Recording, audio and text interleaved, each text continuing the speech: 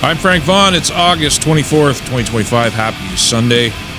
And I am so burned out on Canada because even though you can see things coming and even though you can somewhat accurately predict them, it's still a shock to actually see it happen in real time. Canada's like the global Karen.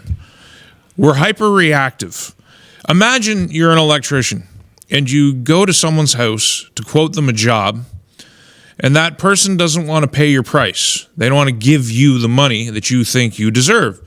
And so instead of negotiating a fair price or making counter arguments, you say, if you don't pay me what I want, I'm going to burn down your whole house. That's Canada's position. Except you have to picture it. Canada doesn't have a lighter. We don't have accelerant. We don't have anything to start a fire at all. In fact, all we have are buckets of water, which we're threatening to burn the house down with. What U.S. goods will no longer be subject to Canadian tariffs because now Mark Carney is somehow a hero? The headline, I believe it was, hang on, I got to pull this image up. You guys are going to love this. The joke headline is Canadians can put their elbows down and keep their heads high. Why? Because we threatened to cut off 1.5 million people from their electricity? Because, as you'll see in this article, something that I guess we're supposed to be proud of, which blows my mind, this line right here, this is an underreported, underdiscussed line. Carney said Canada's retaliatory measures will be lifted for CUSMA, because we have to change the acronym around. I guess that's part of holding our heads high, is we fight over acronyms. Like it makes perfect sense that in real-world negotiations with our largest trading partner, where all we can do is make idle threats that we can't come good on, that we would be concerned about the order of letters in an agreement which we broke. Measures will be lifted for CUSMA compliant goods coming to Canada from the U.S. starting September 1st. Do you realize that the United States never, not once, tariffed CUSMA or USMCA, as everybody else calls it, compliant goods? They didn't do it. We did it. Hysterical Canada, the same Canada that threatened to cut off their hydro, the same Canada that threatened to take their ball and leave and somehow move the country physically either to Asia or Europe. All kinds of reaction. We're like a really skinny, short kid making threats to the schoolyard bully. And the only thing that's saving us is the schoolyard bully is fascinated that we would be so unhinged rather than getting angry about it because nobody takes us seriously. Canada can't be taken seriously. We've fallen under the G7. We're now a G9 country. Europe isn't paying attention to us. Asia, well, China's tariffing us. Now, I want you to understand, my criticism is bipartisan. It's not just about Carney, although that's the main feature. The other issue is Poilievre. So Poilievre is criticizing Carney for going from elbows up to elbows down. And he's right. Carney sold himself to this country as the world's premier negotiator. He said he was going to fight Americans to the death, and now he's capitulating. But the fact of the matter is, capitulation after we've acted so unhinged is pretty well our only option to hopefully salvage something. I'm not sure we can actually re-engage the Americans in the same level of diplomacy without a wholesale reinvigoration of our politics with completely fresh blood.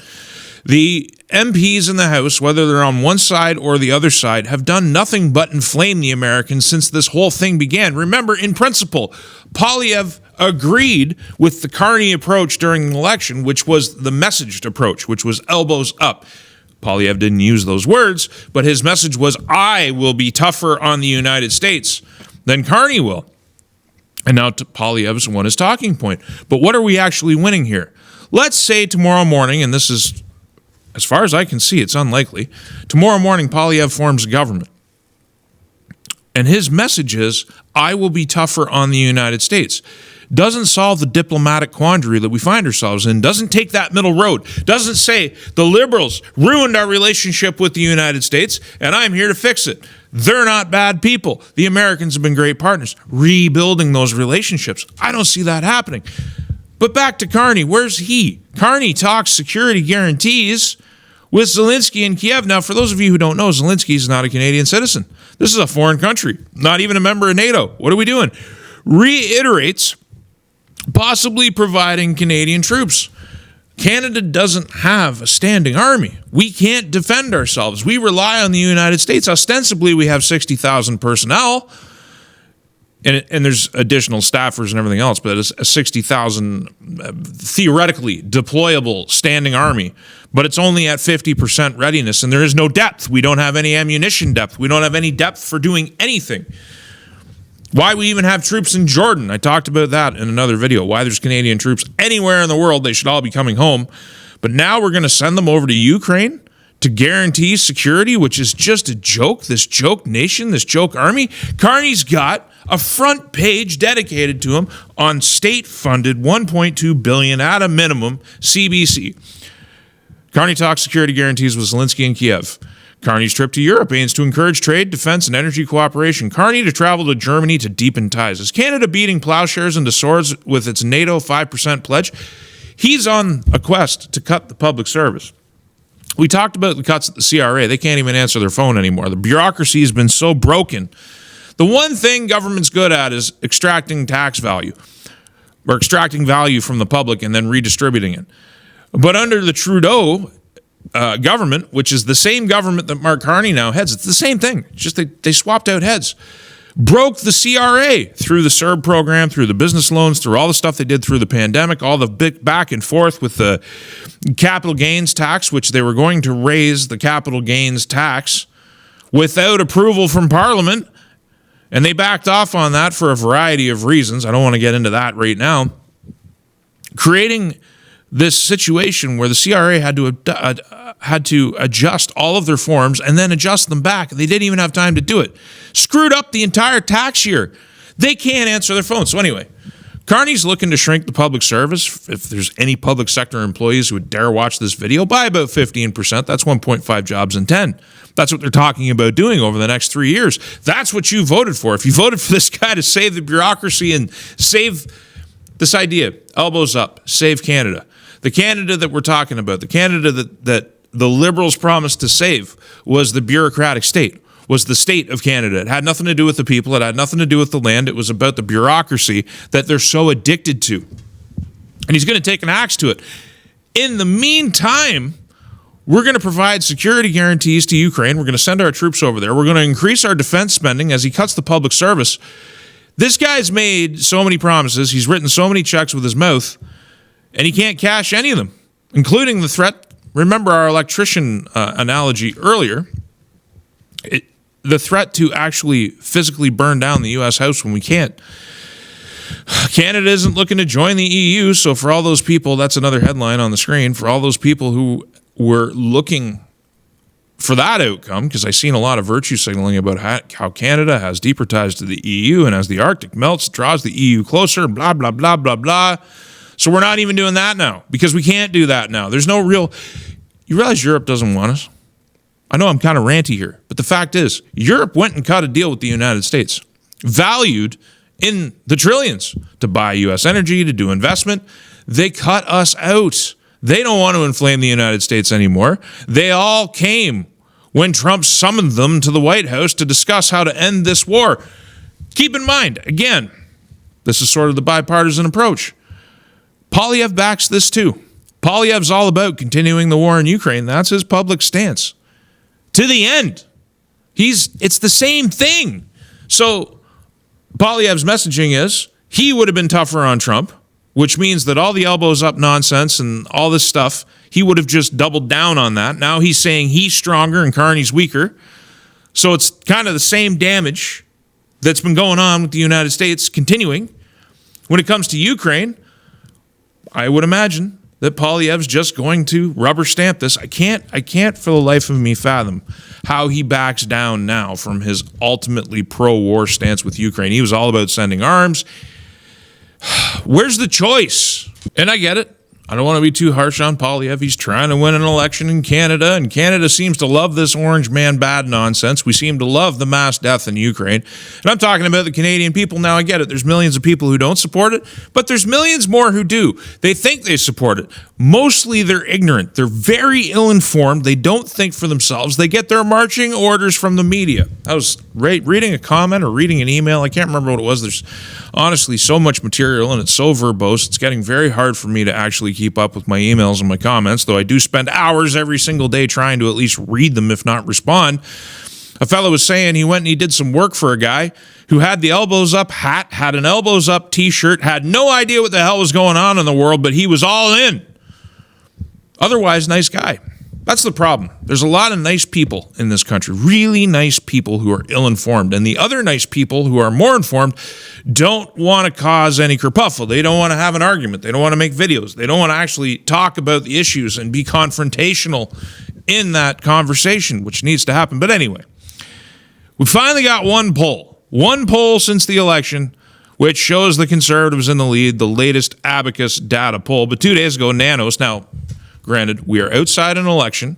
Nanos, the results of Nanos tend to be the drunken sailor in the room when we're in between elections. Every single polling house has to come kind of close when elections are actually happening so that they maintain their credibility, but then they can go back to skewing the numbers in a way that concocts a narrative. That's my opinion. Abacus has got the Conservatives 2 points in the lead. 2 points within the margin of error. Is it enough that Carney has completely flip-flopped? Will the country actually hold him to account for not delivering on the promises he made during the election cycle vis-a-vis fighting this war with the Americans? The right thing to do is climb down, folks. Don't get me wrong. We got to back off this. We've been abandoned by the world. No one's... It's like, you know when you got a group of men and... and someone needs to volunteer to be the spokesperson to deliver a really bad message to the commandant. And instead of stepping forward, everybody else steps backwards and leaves one person just out in the open by themselves. That's Canada, except we stepped forward and they stepped backwards at the same time. It's like there's a bomb about to fall on us and nobody wants to get hit by the fallout. To be honest with you, I think Mark Carney could kill a newborn baby in the street. And his people, his base, would say that he was just advancing post-birth abortion rights. I'm not even kidding. I don't think there's anything this guy can do that's going to shake the liberal foundation. Maybe if he's seen to embrace the orange man too much, that might be Poilievre's golden ticket. Oh, so if you see, we've made complete asses of ourselves. There's no other way to say it. We've been hysterical. We've been threatening. We have been loud. We've been obnoxious. We've been offensive in every single way to the United States. And I don't see any option at all anymore except for this government to completely cave to whatever the Americans want. If we're lucky, we'll save certain things. But I don't even think there's a need to be lucky.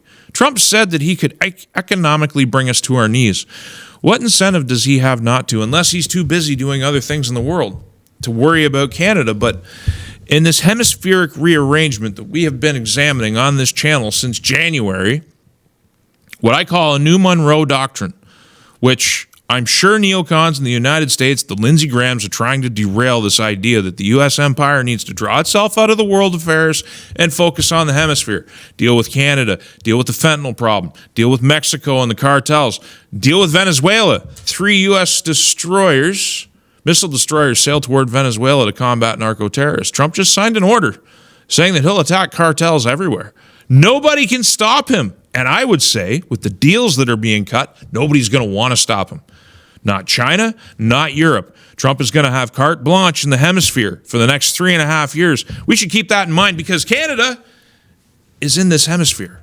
And while the Americans are trying to stop the ongoing megadeath that's happening in their country and all over this continent due to drugs, once again, another chapter in the story has come out by Sam Cooper, Canada's refusal to cooperate with DEA on fentanyl superlab investigation fueled cross-border tariffs.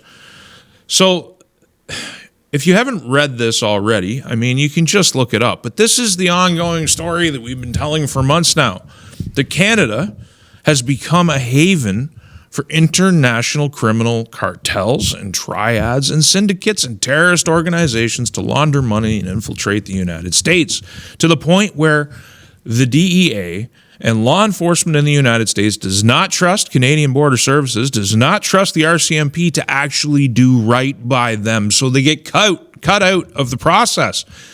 We're viewed as bad actors by the United States, which is actually engaged in the noble task of trying to stop the mass casualty event known as drug addiction. We have premiers stopping people from taking walks in park, ostensibly because they might break a leg and their services for 911 are too extended.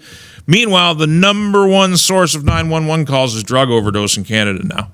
I mean, if you wanted to actually free up services, you'd probably just stop the flow of hard drugs. But instead, we have a whole political class that wants to destigmatize hard drug use, that wants to legalize hard drug use, that wants to, and even members in the alternative want to legalize hard drug use to make it even easier for people. Meanwhile, Canada continues to turn into India. Canada visas 2025. India leads with 45.8% of 834,000 study and work permits. That's not including the people who have overstayed, the people we don't know are here, the people who've come into the country illegally.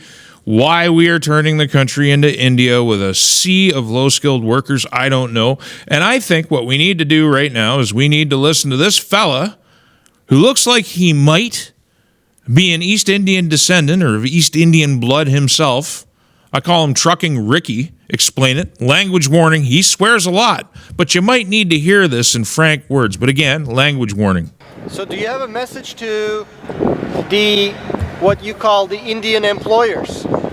Do you have a message? They're watching you right now. What do you say? They should go back to their fucking country and stop fucking with mine. Straight up. You guys destroyed my fucking industry. You guys think you're doing well and you're successful because you're able to get trucks. Because you're charging fucking LMI drivers fucking $40,000 to start. That's enough for a down payment for any fucking brand new truck. And then you guys pay them cents on the dollar, even if you fucking pay them. And also you guys neglect fucking maintenance. You guys are not smart business guys. You guys are not good for the industry. You guys are fucking everything up. And the government, I don't know why the fuck they allowed you guys to do this, but it's unacceptable. Now think, what if I came into your fucking country and did this bullshit? Would you like it?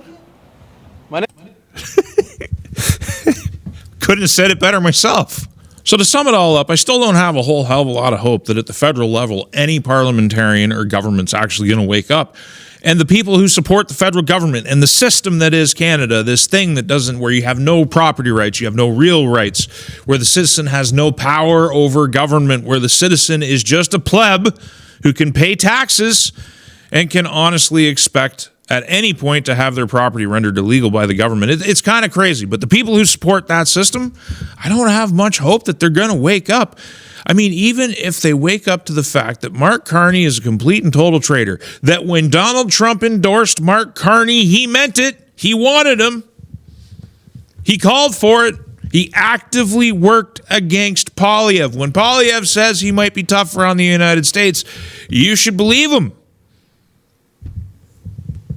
But the fact remains that until we get a change of language at the federal level, until we get a complete change of vision, I'm not sure it's going anywhere, which is why I've been waiting and hoping that the premiers of these western provinces, speaking specifically of Saskatchewan and Alberta, because I have no hope for BC, I have no hope for Manitoba waking up to what kind of greatness we could achieve if we just started looking at options in regards to leaving this rotten deal called Canada. Not the land, not the people, the institutions, the system. We abandoned our nation in 1982. There are some people who raise the question, what is Canadian heritage? What does it mean? Well, we did have a heritage. We used to have this thing called the Red Ensign, and on the Red Ensign was represented the natives, was represented Scottish and Irish and English and French, the roots of the nation, which was wholesale replaced in 1982, and people don't even know it. They talk about elbows up, and they talk about defending Canadian sovereignty, and without even a single vote or a referendum, the country was replaced by somebody who wasn't all that popular. People think that Pierre Trudeau was this legend because the media tells you he was a legend. He barely cobbled together his majority governments. And some of the most consequential work that he did, if you call it work, the decline and fall of Canada as a nation state, happened while he was in a minority government. The man was not popular at all, especially out here in the West. Why are we in Western Canada still grappling with his legacy and trying to negotiate with it? We can't negotiate with it. We really need to think about a new deal, if not for the entirety of the Canadian citizenry, then just for the pieces that actually have the sense to understand how bad a deal it is. I'm Frank Vaughn. I'll see you in the next one.